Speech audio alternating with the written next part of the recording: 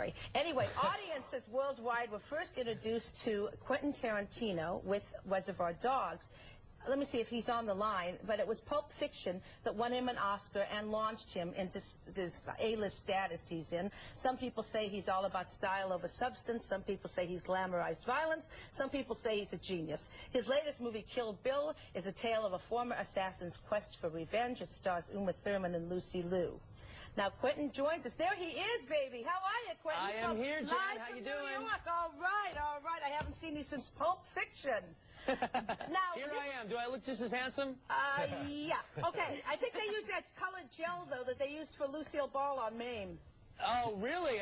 Okay, well, you're lucky I can't see you right now. Oh, I look, darling, I look now. Okay, speaking of Mame, okay, I'm going to do a little segue here. Mame into violence and Kill Bill. This movie's doing very well, by the way, Quentin. Why are you with us? Why did you decide to do Why this? am I with you? Yeah, I mean, did you decide so it can keep doing good and to spread the Kill Bill word, especially to the San Francisco Bay Area. But one of the things you said recently, is this true or were you misquoted, that children should see Kill Bill, advising kids to see it? Did you actually say that, or is that a misquote, Quentin? No. It's like, if it's an R-rated movie, if their parents will take them to go see it, they'll have a blast. I actually think from 12 up, all right, you know, is a really good audience that they will love Kill Bill. Girls will love it because they'll be empowered by How are they empowered, exactly? They'll go home, put a poster on their wall and stuff. Parents got to take them to see it, but if you're cool parents, you will do it. Cool parents, really. Quentin, would you say this movie teaches girls to be empowered by being violent and vicious, just like boys in the movie? Would you say that's the empowerment?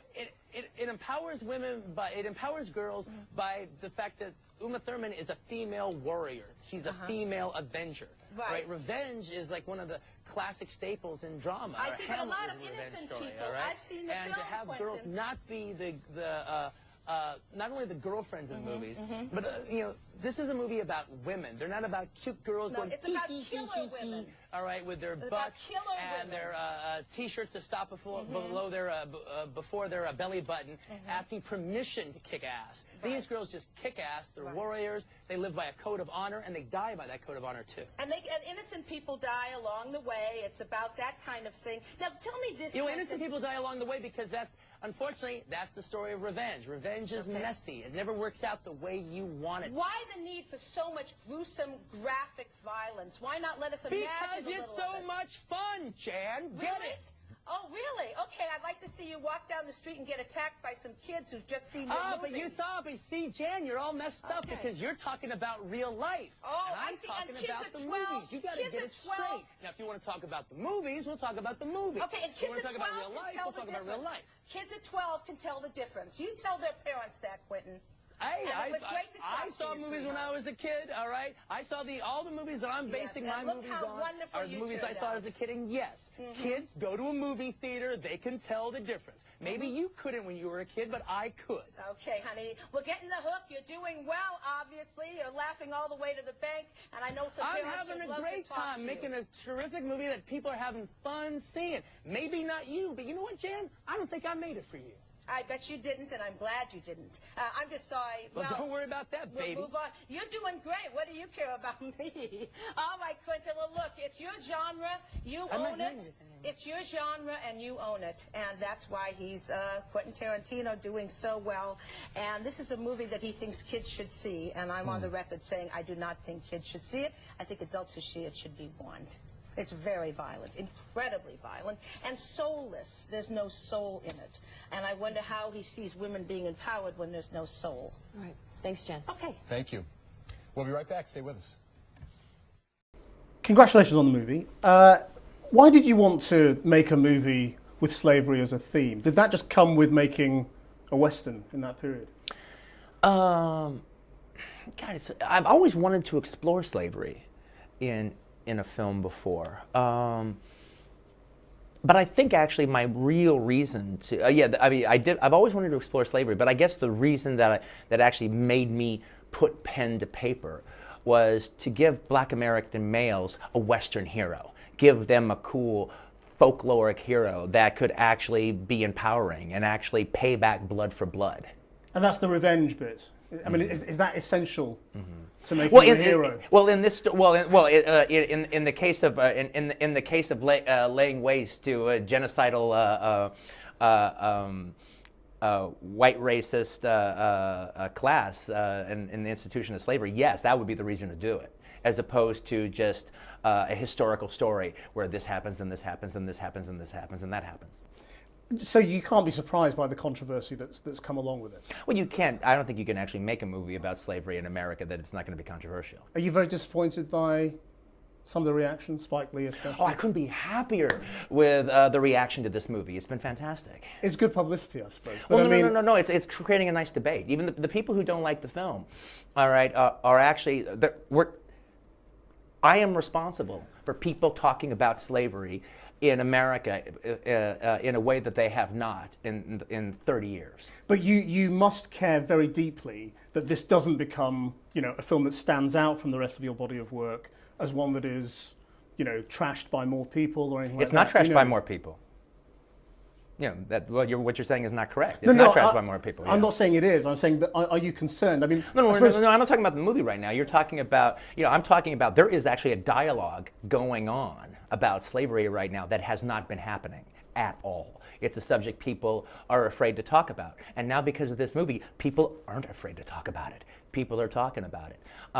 Somebody likes the movie, and they write a review on this. I mean, especially in a world right now where you actually have the internet, where actually anybody can actually now speak publicly, which was not the case before. So now somebody actually writes a review for the movie and they like it. And then you read the comment sections, and some people who don't like it attack them, and say they're saying. Somebody who doesn't like the movie writes a blog about it, and the people who like the movie hold them to task in the comment section. That's a dialogue. Let me ask you about violence. I mean, you said, everyone knows you make violent movies, you like violent movies. Mm-hmm. Why do you like making violent movies? I don't know. It's like asking Judd Apatow, why do you like making comedies? You just get a kick out of it, or you just enjoy it? Well,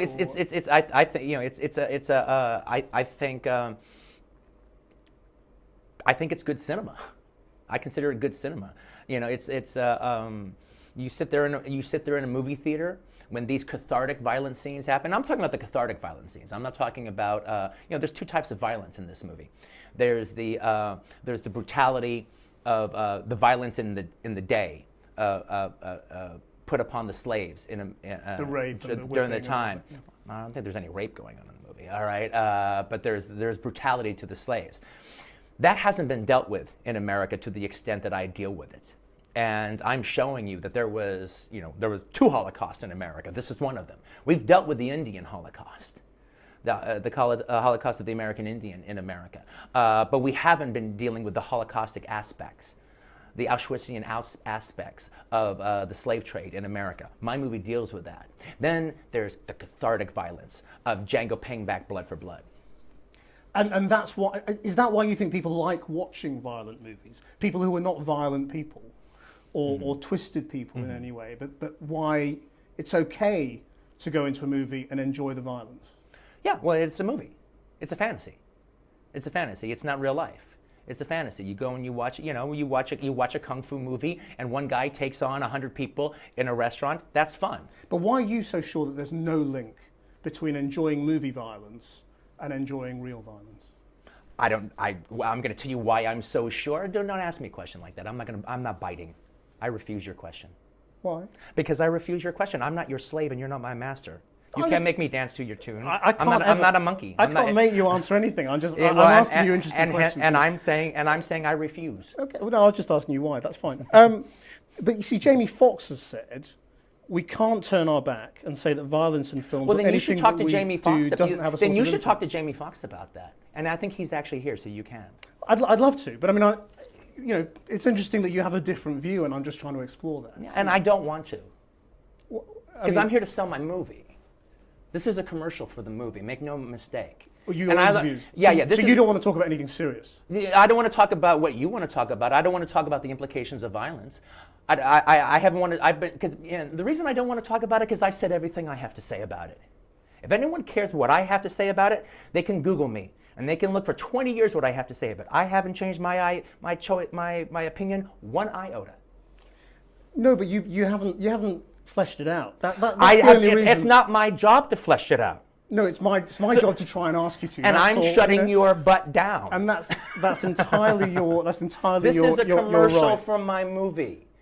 No, I know, but it's my job to try and explore some serious themes as well. I'm sure. I invite you to explore some serious things, but not things that I have already been on the record for talking about. Well, violence is such a big part of all of your movies, and it's an enjoyable part of your movies for so many people, and that's why I'm talking about this, because it's a very sensitive time at the moment. I mean, the vice president is talking to people in the movie industry today about violence in response. And you know where I stand on it, which is that there's no relationship. And yes, but you haven't said why you think there's no relationship. It's none of your damn business what I think about that. Well, it's my job to ask you why you think that. And because you're very influential. No. And I'm shutting you down. But you have a responsibility as a filmmaker, surely, to explain a little bit about No, what I you're don't doing. have any responsibility to you to explain anything I don't want to. No, not to me, but to your viewers, to your fans, to people who they know care about what it is that you're doing. They know where I'm coming from. And I have explained it. And I have explained even what you're talking about. I'm just not giving it to you. Why? Because I don't want to, because I've done it already. I have explained this many times in the last 20 years. I just refuse to repeat myself over and over again because you want me to. For you and your show and your ratings. Okay, well, no, it's not about our ratings. No, it is. It is about you want me to say it for you. For your show, this show, right here, right now. Well, look, this is a news program. It's not a film program, so we explore serious themes. That's the difference. Exactly, yeah. But you want me to do what I've already done before, and I am refusing. Fine, that's your right. Let me also ask you, you said in a Playboy interview recently that you thought movie directors didn't get better as they get older. Are you getting better as you get older or worse? Well, I think they don't get better when they get old. I think I'm still in the sweet spot. Well, I hope. That's up to everyone to decide. Am I? I enjoy your movies. You probably wouldn't believe that, but yeah, I mean, I'm just wondering what you think is sort of is left. I mean, you've done seven big movies. Yeah, I'll let me answer your question about that. I mean, I just feel I feel like filmmaking. Directors are like boxers. They have their time.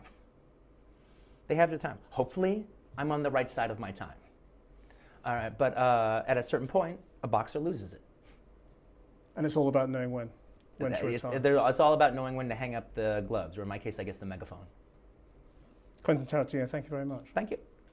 Django Unchained. Quentin Tarantino is here, ladies and gentlemen. Okay, let's start with Django. First of all, it's a great movie. Let me tell you what I liked about. A couple of things I liked about it. Is the depiction of what our country was like in the time of slavery. Yeah. Is so honest to me, and we don't talk about slavery much in this country. I remember being in the 8th grade taking American history, and there was a section about the slave era that was so quick. It was like a half a chapter, and it didn't give us any details, and nothing in the books recreated what people must have felt like at that time, especially the slave. And so when you watch this movie, I didn't know what to expect, but I was hoping that there would be that honesty in how people were being treated in the time of slavery. Oh, no, I mean, it's funny what you're saying about that about school, because it's like I remember going to, literally in elementary school, they taught more about Cortez and the Aztecs than they did the shame of slavery. Yeah, exactly. And so in the opening scene, I believe it is, there's a chain gang, right? Yeah. And you see these slaves who are top naked, and they're walking in this chain gang, and it's cold as hell. It is cold as hell. I don't even think they have shoes on. No, they don't. Okay, and right then and there, I said, okay, this is going to be an honest film, and it's gotten a lot of backlash because of the usage of the word. Again, now it's been reported that it happened 109 times, so you broke your record from Jackie Brown. Congratulations! Yeah, I know. And that was no mean feat. But you did it anyway. Now, I understand you talked to Sidney Poitier at some point. Yeah, about yes, this? I did. Yeah. Uh-huh. And what advice did he give you about this? Well, I got to say, after I got through writing the script, I mean, he's kind of like a father figure to me. He's been very, very sweet to me. And I went out to dinner with him. I had just finished writing the script. And aside from just who he is, and he's a lovely elder statesman. Like I said, he has this kind of father figure character to me. He also, directed the first straight up black Western in Buck and the Preacher. And so I was describing the film to him, and I had a lot of trepidation, not about making the movie, but about getting like 100 black folks as extras and dressing them up as slaves, and planting cotton fields and sticking them in the hot sun planting cotton, putting those chains on them and walking them up and down through the mud of Greenville like you see in the film.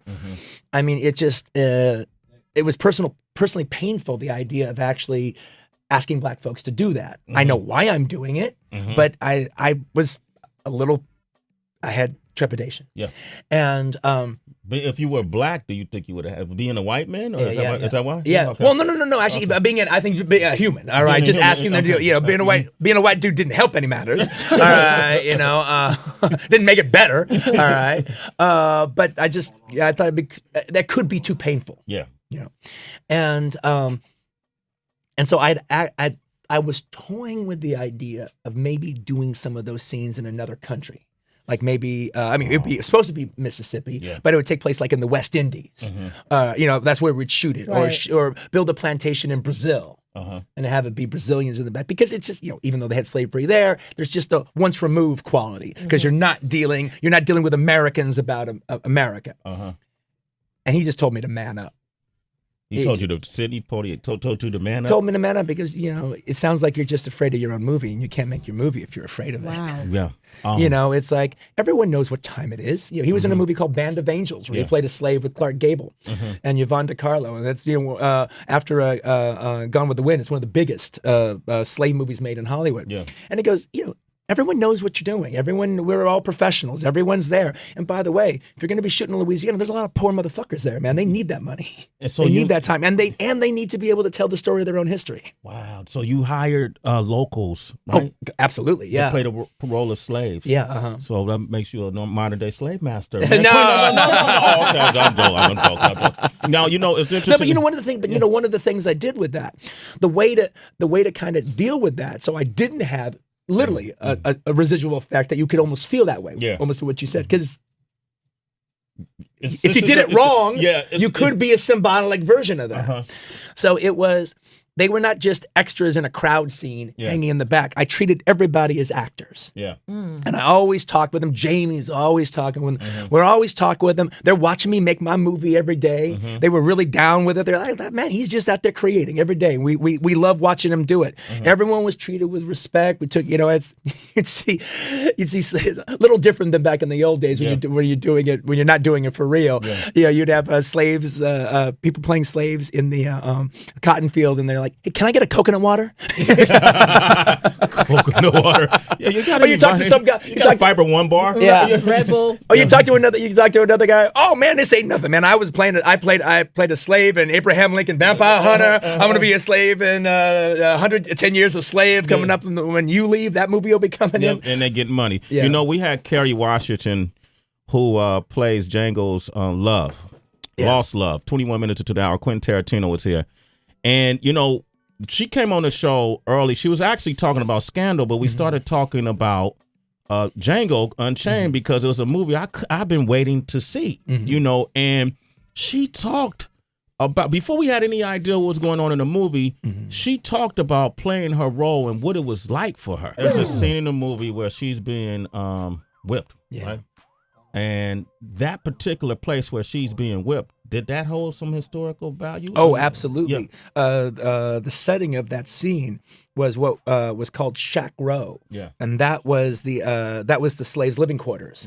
And it looks like a demonic suburb. Actually, it's just these little shacks, and there's these little shacks with like a divider in between, with like a fireplace divider in between them, and one family's in one half of the shack, and the other family's in the other half of the shack, and they still are standing to this day. And so all that stuff was always in the background, was there, but you could feel the blood in the grass. You could feel the flesh in the embedded in the bark of the trees, and you felt the ghosts, you felt the ancestors there in the place watching us. Yeah, wow. Watching. And I know we only bearing got witness. Bearing witness. We got so much time. I just want to say Leonardo DiCaprio, Samuel L. Jackson, Don Johnson. The thing about this movie is challenging. Like you said, you're doing things and challenging these characters to evoke emotions that we don't get a chance to always see or hear or feel in your movies. And sometimes at the same time, because at some point I'm angry about what happened in our history, but I can't help laughing at Samuel L. Jackson playing the role of the house. But you know that guy from Boondocks. You met that guy before. Met that guy. And then this motherfucker here. Yeah, right. You know that guy.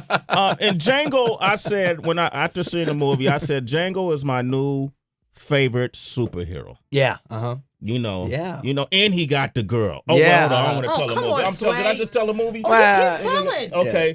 But I think it's important that people see this movie for a number of reasons. For me, what was important is to see. I've never seen a movie.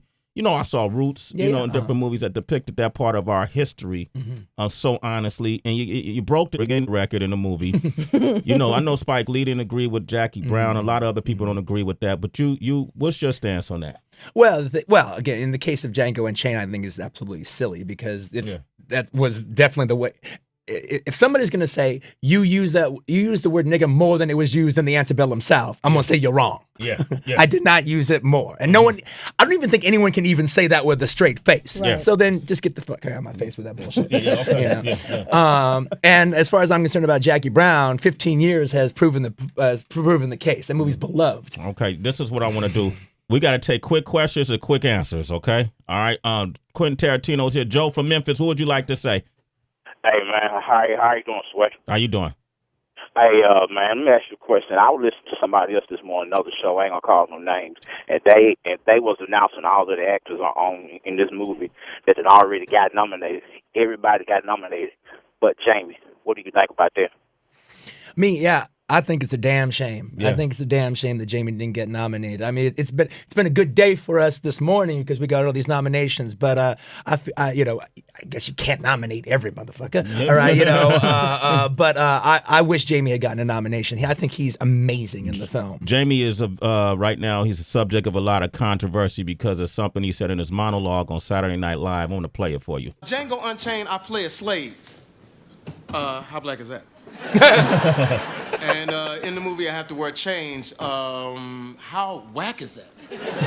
But don't be worried about it because I get out the chains, I get free, I save my wife, and I kill all the white people in the movie. How great is that? And people are. First of all, he's a comedian. Yeah. But people are pissed about that. But kiss my ass. Right? Oh, man, yeah. One, he does. Mm-hmm. That's actually a statement of fact. I've seen this movie. He really does. Man, I felt and like... two, it's funny.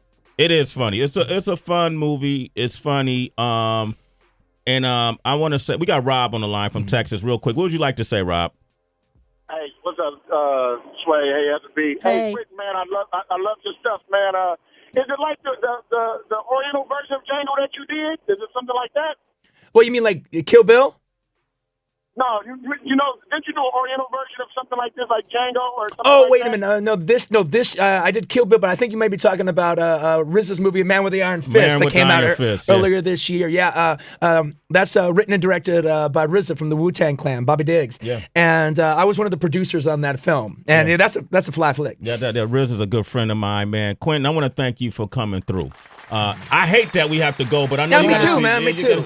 You can always come back, man. Okay, I look forward to it. All right, Django Unchained, Christmas Day. Yes. Man, make sure you guys go see this movie. It is so many. What's the word? Stimulus. Well, let me ask you a question. Yeah. Did you have a favorite scene in it?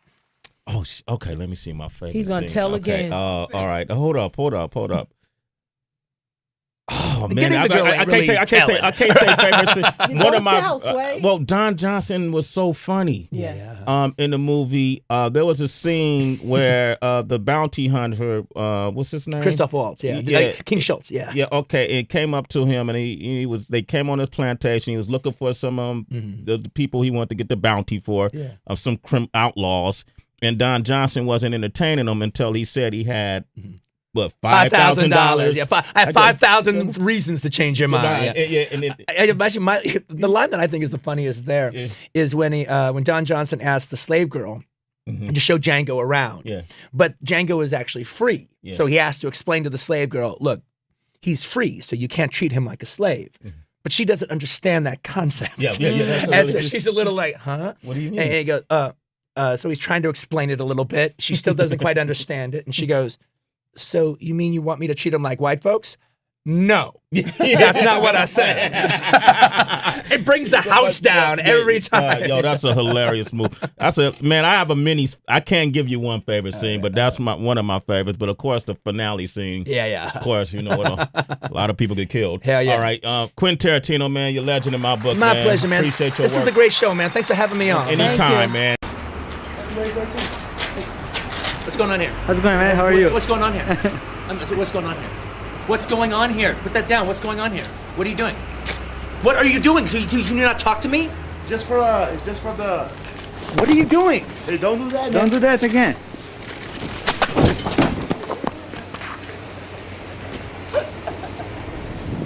Go. Or what? Hit me.